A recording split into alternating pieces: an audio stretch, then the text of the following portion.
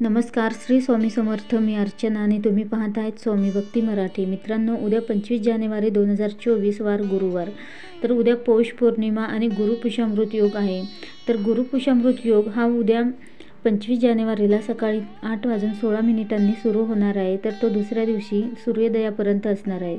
तर बरेच लोक हे गुरुपुष्यामृत योगावर सोने खरेदी करतात, वाहन खरेदी करतात. तर या योगावर शुभ गोष्टी तुम्ही घेऊ शकता किंवा खरेदी करू शकता.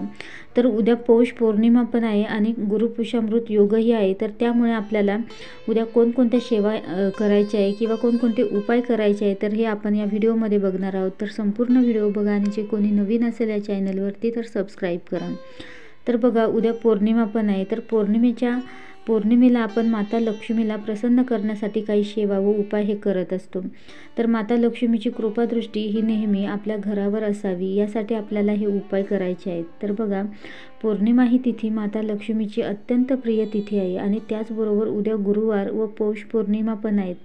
तसेच गुरुपुष्यामृत योगही आलेला आहे आणि त्यामुळे हे 3 शुभयोग एकाच दिवशी आलेत आणि त्यामुळे हा दिवस अजूनच शुभ आहे. तर उद्या वेळ काढून हे उपाय आणि या सेवा नक्कीच सर्वांनी करा. तर उद्या सकाळी आपल्याला आपलं घर स्वच्छ करायचं आहे. घराचा उंबरठा स्वच्छ करून त्यावर हळदीचं लेपन करायचं आहे. त्यानंतर त्यावरती स्वस्तिकही काढायचं आहे. त्यानंतर देवपूजा करा आणि माता लक्ष्मीला खडीसाखरेचा किंवा खिरीचा नैवेद्यही ठेवा. त्यानंतर सेवा काय काय करायच्या, तर बघा, महालक्ष्मी अष्टकमचं 16 वेळा पठण करायचं आहे. त्याचबरोबर कनकधारा स्तोत्र तर याचंही पठण करा. श्रीसूक्ताचं पठण करा. त्यानंतर कमलगट्ट्याच्या माळेवर नवार्णव मंत्राचा जप करा. त्याचबरोबर श्रीयंत्रावर कुंकुमार्चनही करा किंवा लक्ष्मीची मूर्ती असेल तर त्यावरही तुम्ही कुंकुमार्चन करू शकता. तर नक्कीच या सेवा करा. त्यानंतर आपल्याला संध्याकाळी चंद्राची पण पूजा करायची आहे. तर चंद्राला जल अर्पण करायचं आहे. तर या सर्व गोष्टी तुम्हाला दिवसभरामध्ये म्हणजे या ज्या सेवा सांगितल्या आहेत तर त्या सेवा तुम्ही दिवसभरामध्ये तुम्हाला जेव्हा करायला जमतील तेव्हा तुम्ही करू शकता. तसेच उद्या कोणत्या गोष्टी किंवा कोणत्या चुका आपण करायच्या नाही, तर बघा, उद्या आपण घराची स्वच्छता करणार आहोत तर ती सकाळीच करा. तर सूर्यास्तानंतर कधीही घराची स्वच्छता करू नये. तसेच सूर्यास्तानंतर कधीही घरामध्ये झाडू मारू नये. त्याचबरोबर या दिवशी मांसाहार करू नये, व्यसन करू नये, कारण उद्याचा दिवस हा खूप शुभ आहे आणि त्यामुळे या गोष्टी आपण टाळाव्यात. तर या गोष्टी आपण जर पाळल्या नाही तर त्यामुळे माता लक्ष्मी ही आपल्यावर नाराज होते आणि ती आपल्या घरात न काढता पाय घेते.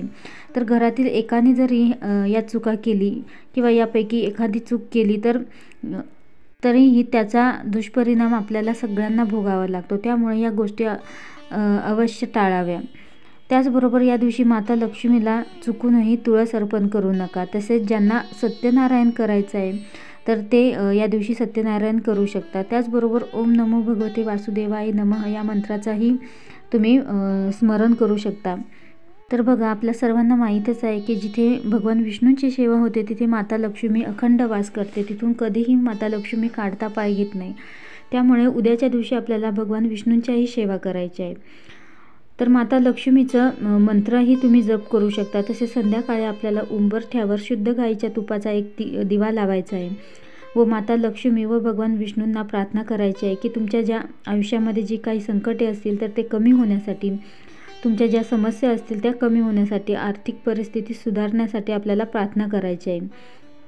तसेच दिवसभरामध्ये केव्हाही विष्णू सहस्रनामाचं पठनही करू शकता. विष्णू सहस्रनामावलीचेही पठन करू शकता किंवा श्रवण केलं तरीही चालेल. त्याचबरोबर आपली जी कुळदेवी आहे तर कुळदेवीचीही आपल्याला सेवा करायची आहे. तर दुर्गा सप्तशतीचा पाठही तुम्ही केला तरीही चालेल. तर त्याचा एक तरी पाठ करा किंवा सिद्धकुंजिका स्तोत्राचेही पठन करा. तर बघा, उद्या शाकंभरी नवरात्रीचा शेवटचा दिवस आहे. त्यामुळे तुम्ही दुर्गा सप्तशतीचा एक पाठही करू शकता.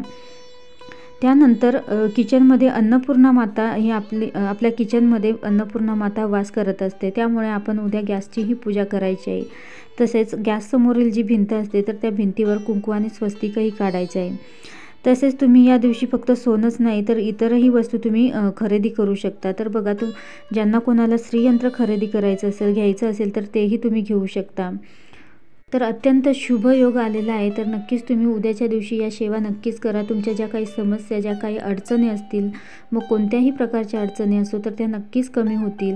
आणि जर ज्यांना कोणाला आर्थिक समस्या खूप मोठ्या प्रमाणात असेल तर त्यांनी नक्कीच उद्याच्या दिवशी या सेवा करा. नक्कीच त्यांची आर्थिक परिस्थिती सुधारेल. तर नक्कीच सर्वांनी वेळात वेळ काढून उद्याच्या दिवशी या सेवा करा. नक्कीच तुम्हाला चांगला अनुभव येईल. व्हिडिओ जर आवडला असेल तर लाईक करा, कमेंट करा, शेअर करा आणि सबस्क्राईब करा. श्री स्वामी समर्थ.